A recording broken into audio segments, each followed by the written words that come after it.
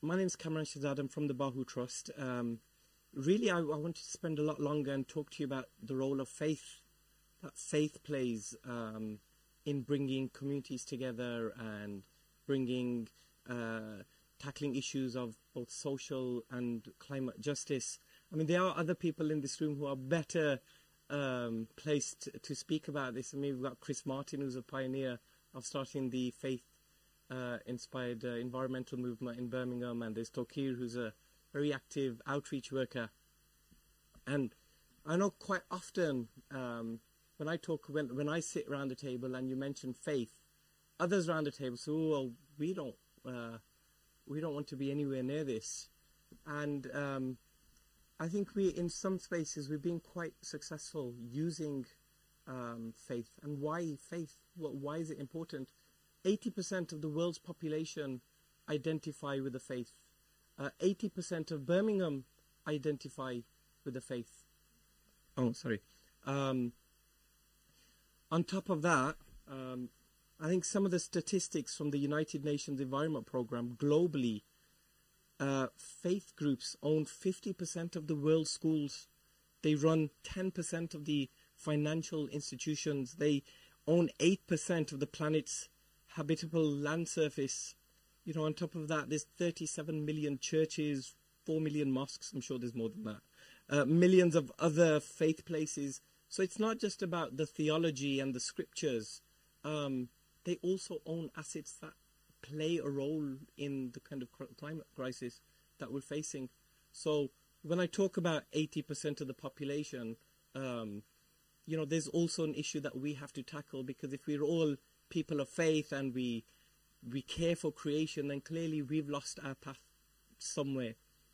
But the great thing is that faith groups are now starting to play a role. You know, you see them I've seen them on global platforms.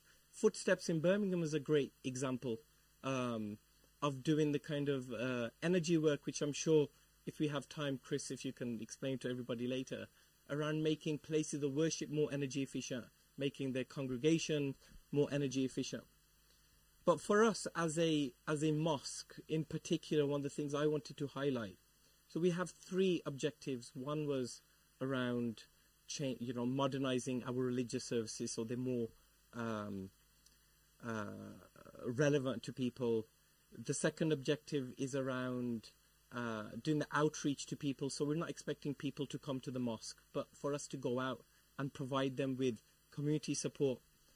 And the third one is around social and climate justice, because we can try to bring around, because faith, we're very good at behavior change when it comes to whatever issue we want them, but we need to start getting people to become more environmentally friendly in their behavior. But there's only so much people can do, because there's social barriers that people face to changing their lifestyles.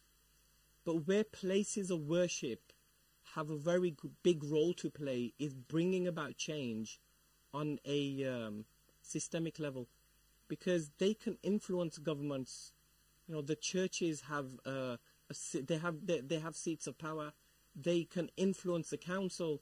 Again, Footsteps and other places of worship in Birmingham were instrumental in pushing for the climate emergency.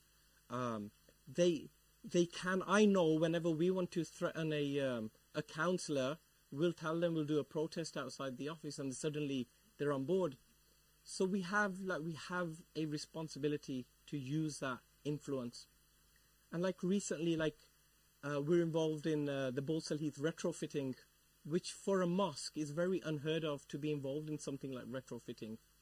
And why we're involved in things like that? Because we see whenever there's social injustices, people turn to the place of worship for support. They'll turn to the mosque, they'll turn to the church, to the Gurdwara, to say, "Oh, please help us. How do we get support for this?" And it's not good enough for us now to just keep giving out, items from food banks or supports. We have to tackle the other issues that stops them being there in the first place. And I wish I had more time to be able to go through some really great examples in Birmingham where faith places have played a really good role, and where they can also be an example, because they're faith inspired rather than faith based, because the work they do is generally very universal. So it's just me making a case for faith spaces, and I'm pretty confident that as time goes on, you'll find more and more people from a faith background involved in the wider social and climate justice movement. Thank you very much. Thank you. Thank you so much for that contribution. Yeah, can we take any questions for Kamran? Here we go.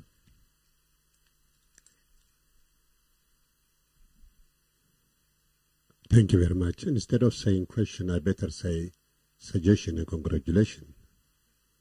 Because from the very beginning, if you open the book of the beginning, which is the book of Genesis, the Almighty, whether you call him Allah, Yahweh, Elohim, God, Dio, in whatever language you call him, he created the garden. Inside the garden, he placed Adam and Eve. So often we forgot, and he told them, take care of the earth. That take care of the earth, often people say dominion the earth. He didn't say dominion. He said take care, like the Hebrew word or Amharic word, tankabakab, like a nurse is nursing a baby or a mother is nursing her baby. That's why we are told to do. So now, thank God, these people are prophets, I can say. Prophets to turn us back. The work of the prophets were turn back to your Creator, turn back to the original. So now, for me, being involved in such kind of, first we start in this ground doing garden during the lockdown. We have nowhere to go. Only the earth, to the earth we returned. So we have been doing with Sam, Ray, and all the others. Then now Civic Square came into to be the pioneer.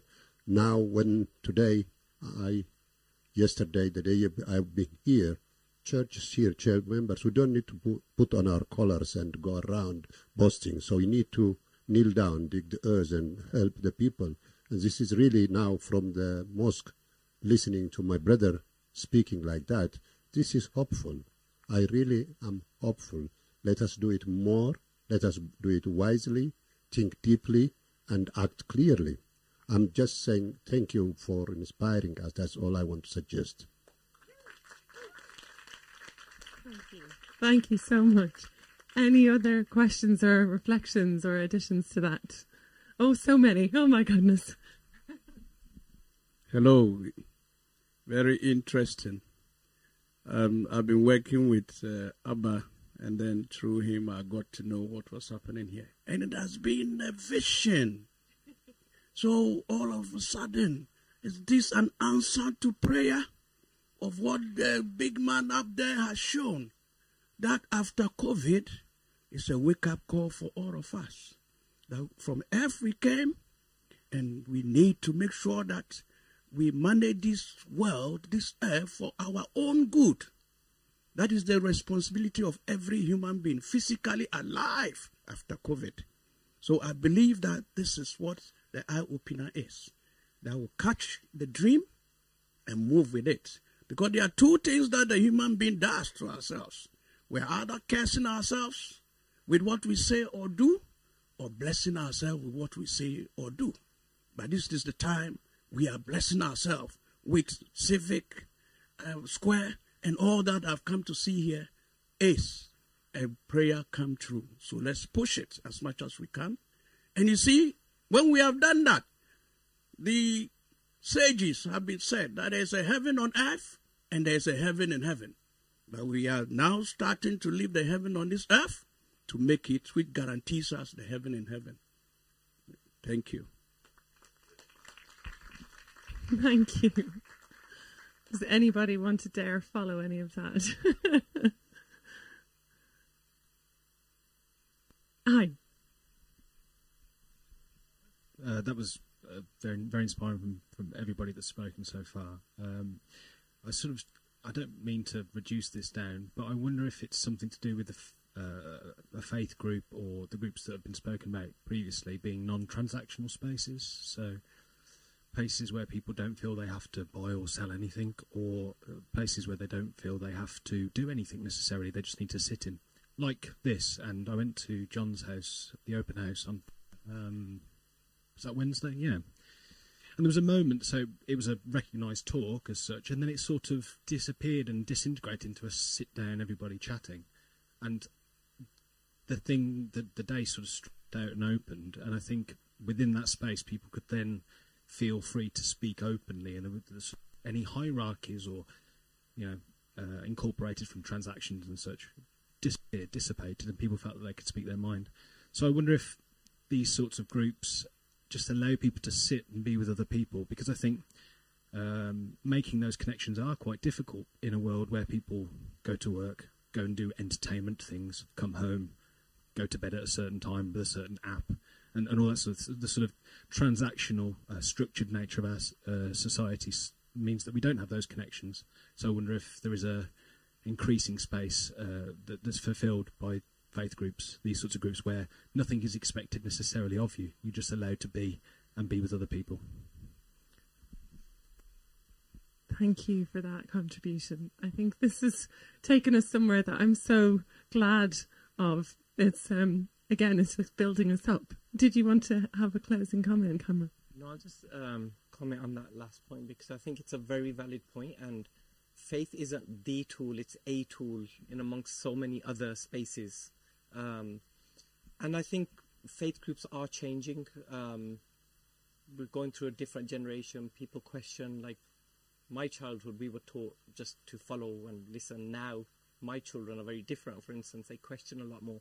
So I think that space is changing, and you win some, you don't win some, but people, I think we have more spaces that people can do. So my case was just say that they also have a role to play, not the main role to play. Like within our mosque, we've hosted so many, all sorts of loonies, who would never ever, like we hosted not long ago was the Extinction Rebellion, the Camino walkers. And when my trustees found out, they had a heart attack. That Extinction Rebellion are going to chain themselves up to the pulpit in the mosque.